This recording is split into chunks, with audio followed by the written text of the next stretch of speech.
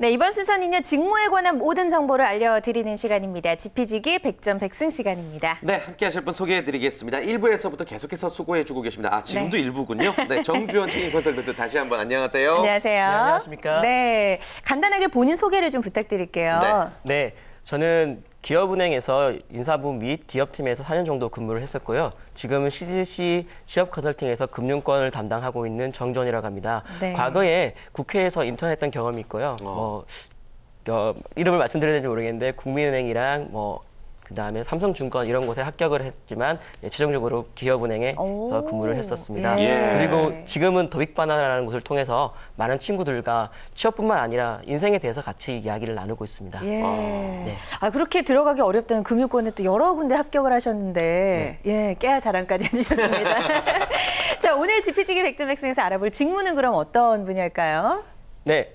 은행 직무입니다. 예, 역시. 은행 직무. 아무래도 전공 분야실 테니까 네, 선택하신 이유는 물어보나 안 할 것 같은데 그래도 답변해 주실까요? 네, 제가 은행원이기 때문에 은행 직무밖에 모릅니다. 네, 농담이고요. 일단 지금 은행 인턴 채용이 시작이 되었고요. 네. 그리고 상반기에 있을 공채를 대비하기 위해서 이렇게 준비를 했습니다. 직무를 알고 나를 알면 업을 찾을 수 있을 거라고 이렇게 생각합니다.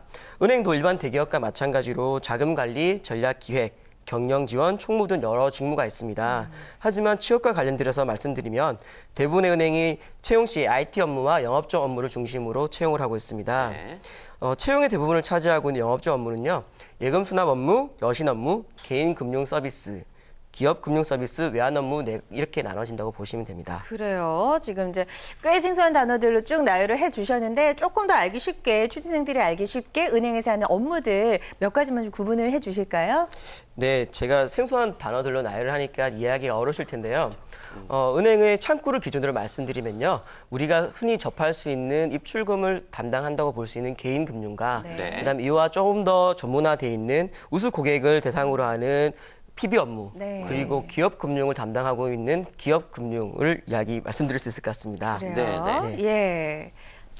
개인 금융 그리고 PB 기업 금융으로 나뉘어져 있군요. 크게, 알겠습니다. 예. 각각의 직무를 조금만 좀 더 자세히 소개해 주실까요? 네, 알겠습니다. 네, 우선 개인 금융은 상담을 통해서 고객이 필요로 하는 상품을 안내 및 가입 등을 지원을 하고 있습니다. 우리가 은행을 방문할 때 자주 발생하는 업무인데요. 자금 사정과 연령에 맞게 예적금, 펀드 등을 안내, 목적에 맞는 대출 안내 등을 하고 있습니다. 그리고 이와 관련해서 통장 재발급, 분실 신고 등의 재신고, 연체된 대출, 카드의 사후 관련물을 하고 있습니다. 네. 예, 그 다음에 PB 업무를 말씀드리면요.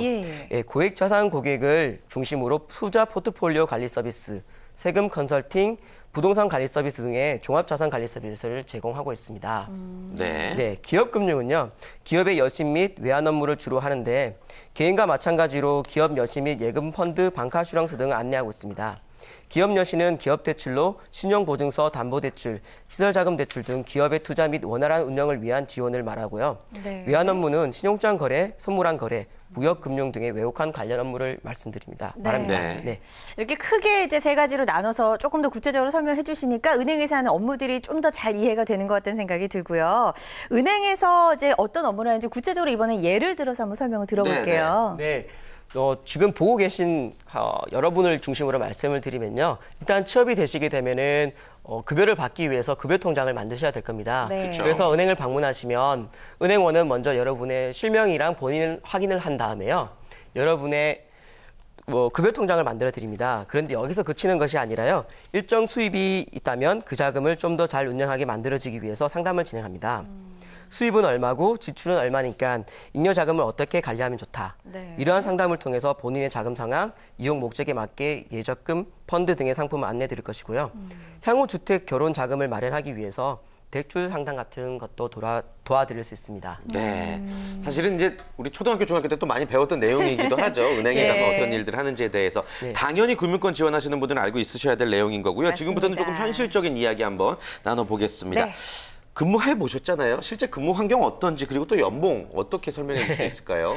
네, 은행이 일단 다른 기업보다 근무 환경이 좋다고 저는 생각하는데요. 네. 제가 들어갈 당시에는 별을 보고 출근하고 별을 보고 퇴근한다고 말할 정도로 근무 시간이 길었습니다. 네, 그런데 지금은 PC 오프 제도라는 것들이 생겨가지고요. 네, 일정 시간이 지나면 컴퓨터가 꺼집니다. 좋네요. 퇴근을 하라는 거죠. 네, 그 정도 근무 여건이 많이 좋아졌고요. 복지 관련해서 말씀을 드리면은 뭐 임병 육아휴가는 당연히 있고요. 그다음에 콘도 휴양시설 이런 것들도 있고요. 임대주택을 지원을 일정 부분 해주고 있습니다. 무이자로 막 해주고 그러던데요. 무이자라고까지 말씀을 드리기는 살짝 부담스러운데요. 다른 대기업보다 제가 알기로는 강하게 지원해드리는 걸로 알고 있습니다. 우대가 되겠죠, 아무래도. 네, 그리고 저희가 개인적으로 가장 좋았던 거는 복지카드라는 것을 통해서요. 도서 구입, 그다음에 뭐 운동, 그다음에 의류 구매 이런 것들을 상당 부분 지원해주고 있었습니다. 여러 가지 좋네요. 네. 급여는 각 은행마다 조금씩 다르기 때문에 러프하게 말씀을 드리면요. 평균 한 4,500 이상이라고 보시면 될 것 같습니다. 초봉이요? 네, 초봉 기준으로 맞습니다. 좋습니다. 자, 그렇다면 이제 은행에서 우리가 일을 하기 위해서 갖춰야 될 자격 요건들이 좀 있을 것 같은데요. 취준생들이 어떤 요건들을 좀 갖추고 지원을 해야 될까요? 네, 크게 직무 역량, 인성, 로얄티로 나눌 수 있다고 봅니다. 먼저 직무 역량을 말씀드리면요. 커뮤니케이션 및 분석력, 그다음에 신속 정확성, 금융 지식, 리스크 관리, 글로벌 역량을 말씀드릴 수 있는데요. 커뮤니케이션은 당연히 우리가 상품을 설명하는 사람으로서 고객이 잘 이해하실 수 있게, 그리고 조직 내에서 우리가 원활한 관계를 통해서 시너지 창출할 수 있게 필요한 역량이라고 보고요. 신속 정확성은 입출금을 하는 업무에 있어서 고객이 대기하고 계시잖아요. 대기하고 있는데 신속하지 않고 정확하게 처리하지 못한다면 신뢰관계가 발생하지 않잖아요. 그런 부분들을 위해서 필요한 역량일 거고요. 금융지식은 은행원이라면은 당연히 경제 전반을 이해하고 고객에게 바른 안내를 할 수 있는 지식이라고 봅니다. 리스크 관리는 많은 지원자분들께서 이렇게 놓치시는 부분인데요. 수시로 변하는 금융 상황과 고객의 자산 상태에 따른 리스크 관리, 신규로 만드는 것보다는 리스크 관리하는 게 더 중요하다고 저는 보거든요. 네, 그리고 글로벌 역량이라고 하면은 각 은행들이 지점이 중국이라든지 미국 각국에 나가 있는 영업점이 많은데요. 이런 영업점에서 근무할 수 있는 언어 능력, 문화 이해력이 필요하다고 봅니다. 인성이라고 하면은 뭐 성실과 신뢰, 도덕성, 배려와 공감, 열정 이런 것들이 있는데요. 저는 당연히 도덕성, 돈을 돌같이 보는 도덕성은 당연히 필요한데 은행에서 가장 중요하게 보는 거는 열정이라고 봅니다. 무엇이든 새로 할 수 있고 신규로 창조할 수 있는 그런 열정이 기반적으로 필요하다고 보고요. 로열티라고 말할 수 있는 것은 금융업에 지속적으로 관심을 가지고 있다는 것을 보일 수 있는 관련 자격증이나 활동이라고 봅니다. 거기다가 뭐 지원하는 회사와 관련된 유관 경험, 그다음에 자기만의 스토리 이런 것들이 로열티로 볼 수 있습니다. 좋습니다. 그리고 또 기업은행에 실제로 근무하셨었잖아요. 그때 인사팀에 계셨나요? 네, 기업팀에서 근무를 하다가요. 인사부의 발령을 받아서 근무를 했습니다. 그렇다면 이제 어떤 사람들을 주로 합격시키고 어떤 사람들 떨어뜨리는지 잘 아시겠네요. 어떤가요? 네, 제가 직접 채용에 관여는 하진 않았는데요. 일반적인 인사라고 하는 것이 열정이 많은 사람, 아까 말씀드린 것처럼 열정이 많은 사람을 선호하고 있습니다. 하지만 이 열정이 과대하게 나와서 중용을 넘어서 나대기까지로 넘어가게 되면요. 회사에서는 약간 꺼리게 되는데요. 너무 의욕이 앞서서 거짓말을 한다거나 뭐 일례로 들면은 제가 이 은행을 오기 위해서 어릴 때부터 준비해서 경영학과를 갔습니다. 이런 말은 거짓말로 판단하고 진실성이 부족하다고 생각합니다. 그렇군요. 딱 보면 알죠. 자, 그럼 끝으로 이제 은행 분야에 지원을 할 때 우리 지원자들이 좀 꼭 좀 알고 있어야 될 사실이 있다면 마지막으로 좀 정리를 해주실까요? 네. 은행이라는 곳이 다른 기업보다 높은 급여와 복지를 제공하는 안정된 직장임은 분명합니다. 저도 그러한 부분 때문에 열심히 다녔던 거고요. 하지만 안정된 직장, 좋은 직장을 넘어서서 자신과 맞는지 내가 잘 근무하면서 기쁘게 근무할 수 있는지가 먼저 우선이 돼야 된다고 봅니다. 사람이 인연이 있듯이 은행도 본인과 맞는 곳이 있거든요. 그래서 내가 봤을 때 나의 열정을 투여할 수 있는 좋은 곳이라고 느낌이 드신다면은 이를 표현할 수 있는 다양한 경험과 자기소개서를 쓰시는 것이 중요하다고 보고요.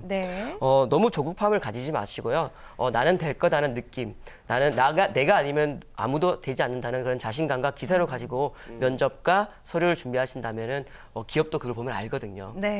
필승하실 겁니다. 이 방송을 보시는 분 모두 다 좋은 결과가 있기를 기도하겠습니다. 좋습니다. 오늘 정말 따뜻하게 우리 선배로서 또 한 말씀 해주신 것 같아서 많은 지망자들에게 도움이 될 것 같습니다. 정주영 컨설턴트 오늘 고맙습니다. 고맙습니다. 감사합니다. 감사합니다.